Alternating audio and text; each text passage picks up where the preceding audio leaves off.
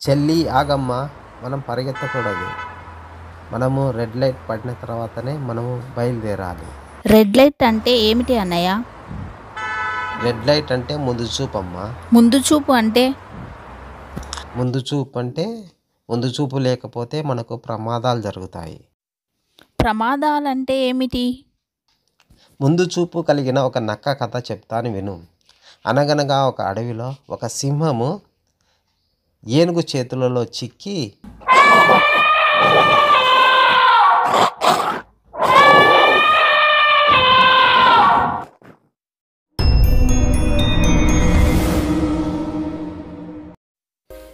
కాళ్ళు విరిగి గాయాల పాలై అది తన గుహలో ఉండిపోసాగింది.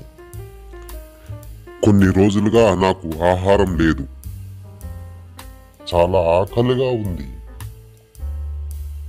శరీరమంతా నీరసించిపోసాగింది. నేనేం చేయాలి? ఆహారం తెచ్చుకోలేని. ఒక్క ఉపాయం నాకొచ్చింది. ఈ ఉపాయాన్ని నేను అమలు చేస్తాను. ఆహారం నా దగ్గర లేకుంటే నా దగ్గరికి ఆహారాన్ని రప్పించుకుంటాను. నేను వేటకు వెళ్ళకుంటేనే వేటనే నా దగ్గరికి రప్పించుకుంటాను.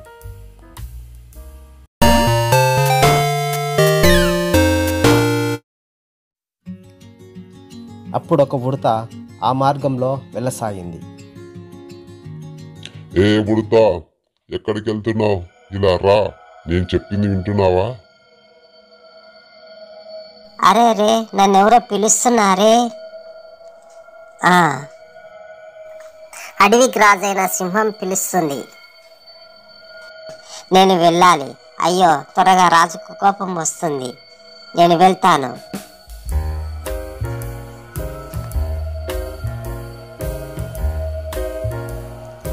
మహారాజా పిలిచారు. అవును, నేను ఆఖరి రోజుల్లో ఉన్నాను. చావు బ్రతుకుల్లో ఉన్నాను. నన్ను అందరూ ఒక్కొక్కసారిగా వచ్చి కలిసి పొమ్మను. నేను అక్కడసారి అందరినీ చూసుకోవాలని ఉంది అని అందరితో నీవు వెళ్ళి చెప్పు. రాజు మనస్థితిలో ఉన్నాడు, వచ్చి కలవాలని. అలాగే మహారాజా. అందరినీ ఒకేసారి కాదు, ఒక్కరిని ఒక్కొక్కసారి రమ్మను. అందరి ఒకేసారి వద్దు. అర్థమైందా? అలాగే మహారాజా.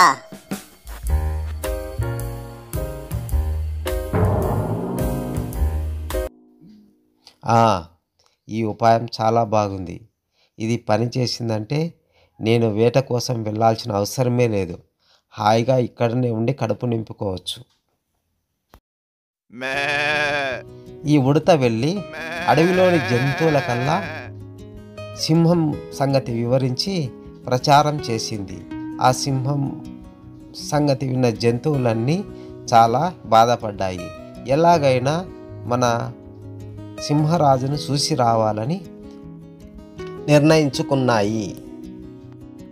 ఒక్కొక్కసారి ఒకటొకటిగా సింహం దగ్గరికి రావడం ప్రారంభించాయి.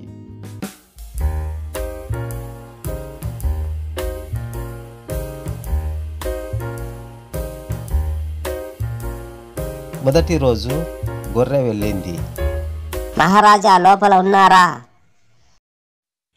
దయచేసి లోపలికి రా, నేను నిన్ను ఆఖరిసారిగా చూడాలనుకుంటున్నాను. అలా రాగానే దాన్ని చంపి తినేసింది సింహం.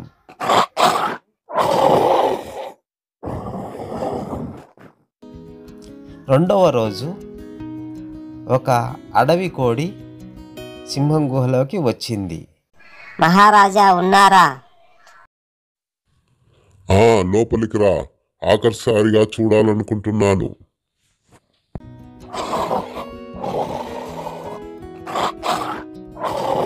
దాన్ని కూడా చంపి తినేసింది.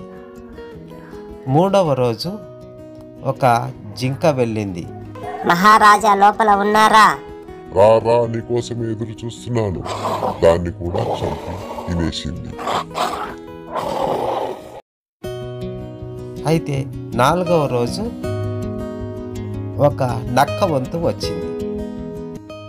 అయితే ఇది జుత్తుల వారి కదా, మహారాజు దగ్గరికి నేను వెళ్తాను అనుకుంటూ మిగతా జంతువులల్లా ఎక్కడికి వెళ్ళాయి?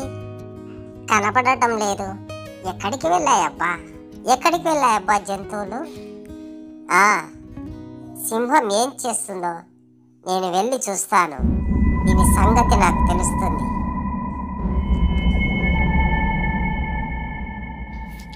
నక్క గుహ దగ్గరికి వెళ్ళి, మహారాజా ఎలా ఉన్నారు?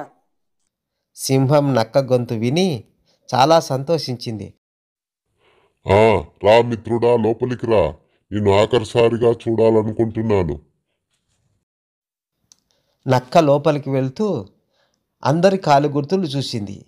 ఏందబ్బా, అన్ని లోపలికి వెళ్ళే గుర్తులున్నాయి కానీ బయటికి వెళ్ళే గుర్తులు ఒకటి కూడా లేవు. ఇందులో ఏదో తిరకాసు ఉంది.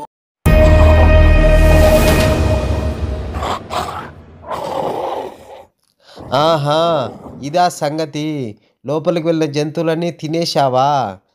అక్కడి నుండి వెళ్ళిపోయి మిగతా జంతువులకు సింహ పన్నాగము గమనించిన నక్క ఆ విషయం వెళ్ళి అడవిలోని జంతువులకల్లా చెప్పింది. ఇలా మనము ముందు చూపు కలిగి ఉండాలి చెల్లమ్మ. ఇలా ముందు చూపు కలిగి ఉండడం వల్ల మనం ఎన్నో ప్రమాదాల నుండి రక్షించుకొని బయటపడవచ్చు, ఇలా నక్కలాగా. ఇంత బాగా వివరించినందుకు కృతజ్ఞతలు అన్నయ్య.